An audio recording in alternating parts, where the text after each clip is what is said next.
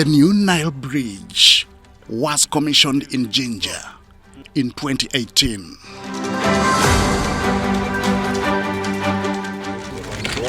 2, 3, 4, go.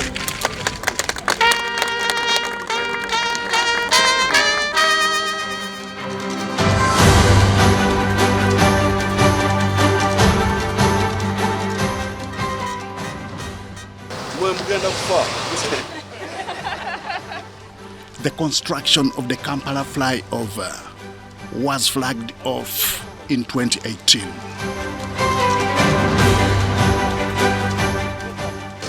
2, 3, 4, go.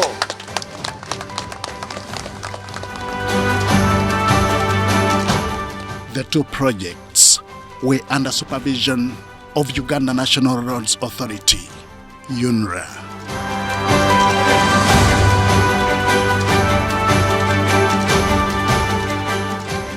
In 2019, government optic fiber, under direct supervision of National Information Technology Authority, NITA Uganda, was launched in Koboko district.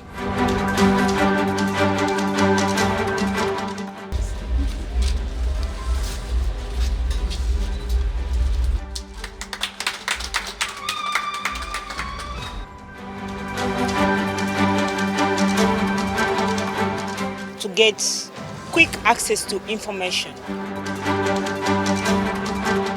It was meant to provide internet to West Nile and Karamoja sub-regions. Both UNRA and NITA Uganda are on the verge of rationalization. I vote no.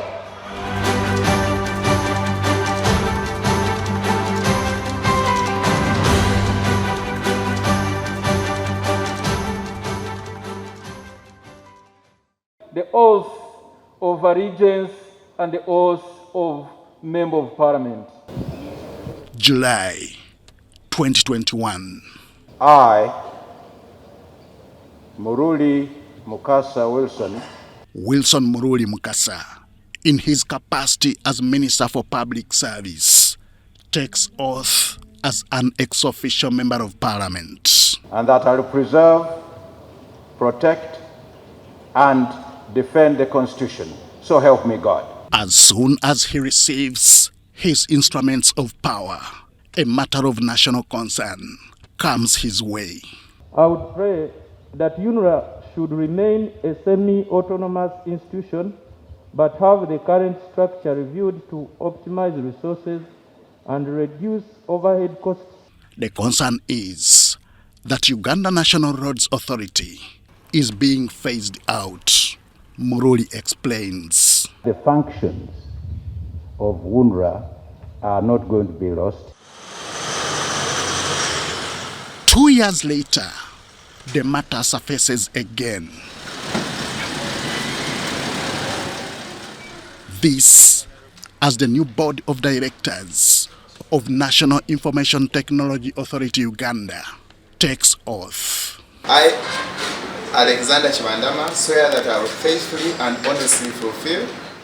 There was a realization that the government had expanded too much.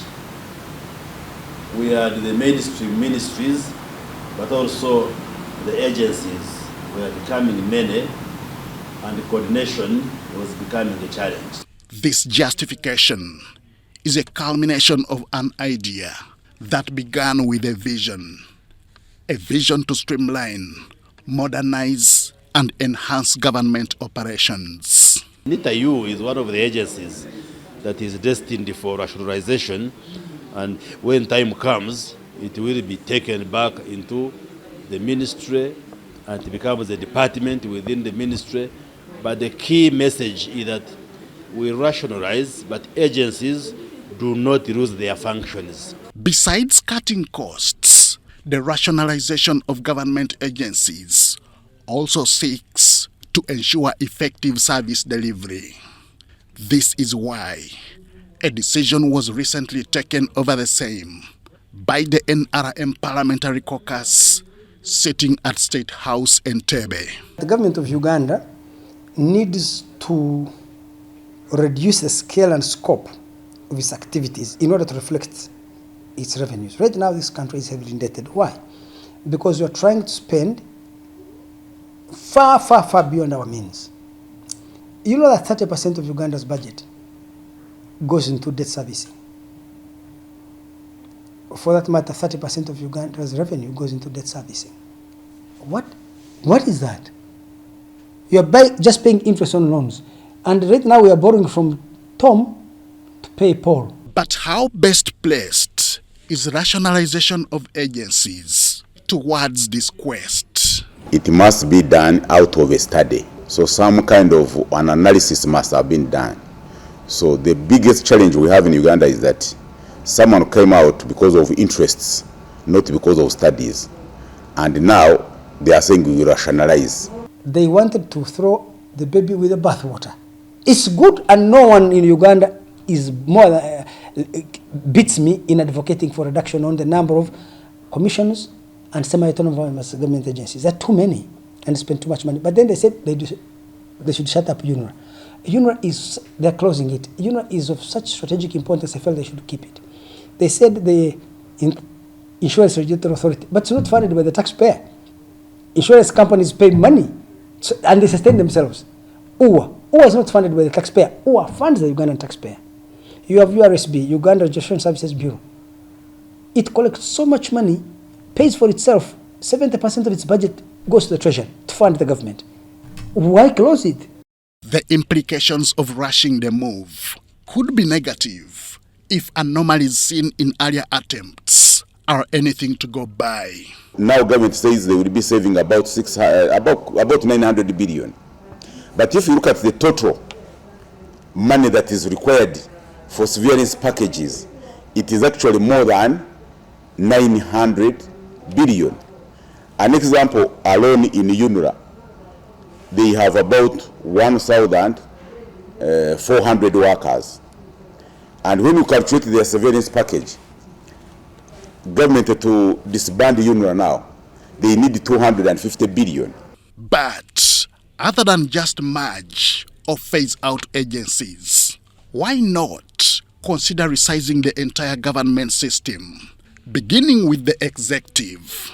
Here you have a government where the constitution provides for only about 42 ministers of state and ministers. But the minister, instead of saying let us first rationalize up, reduced from 82 to 42 who are provided in the law, is looking at other people. Is forgetting that the cost of maintaining a minister is higher than the cost of maintaining a principal officer in another agency. The argument here is that rationalization should be holistic, extending all the way to the legislature. If you have 500 members of parliament, my God, that expenditure can build hospitals, can build schools. If you have so many redundant people surrounding the political class, all of that redundancy, however redundant it is bleeding the country. We should equally rationalize by reducing cabinet, by reducing parliament, by reducing political cadres, mobilizers, advisors, cabinet, and such expenditure. These are some of the proposals listed in the upcoming constitutional review process. We cannot afford this size of parliament. It's common sense. You must have a kind of parliament that you can afford. But the details are in some of the proposals that are on my desk right now. We have almost 80% of the proposed constitutional reforms, which will address the anxieties of citizens. So, which size of parliament does Uganda really need? The proposals also include an electoral system which will ensure that one member of parliament represents about 150,000 Ugandans. So with a population of 45 million, for instance, the size of the parliament would go down to 300, which I believe Uganda can afford.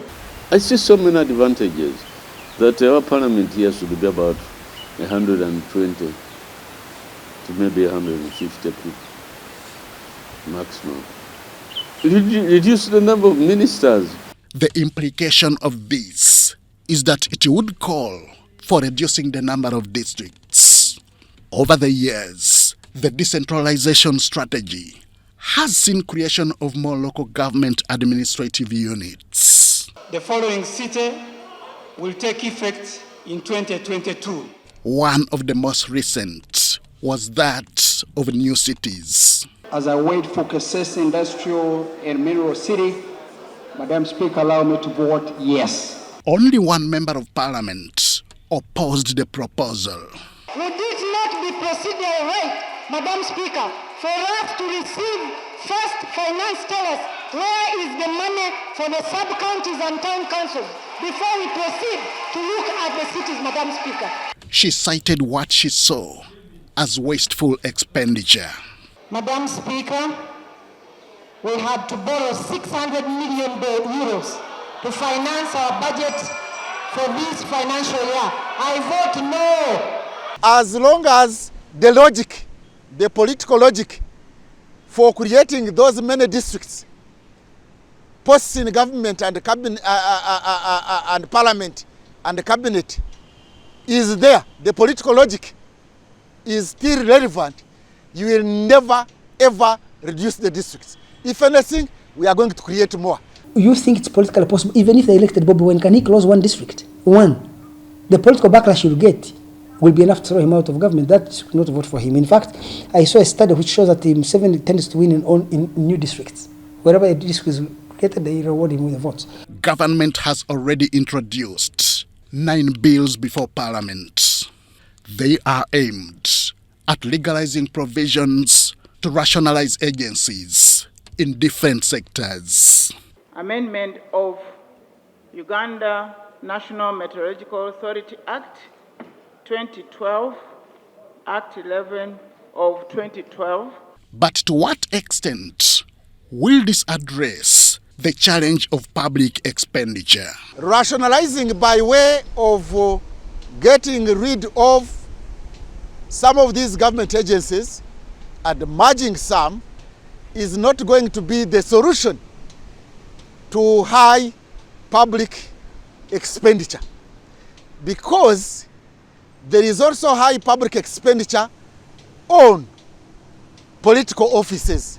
Uganda's national budget for the financial year ending June 30th, 2024 stands at over 52 trillion shillings.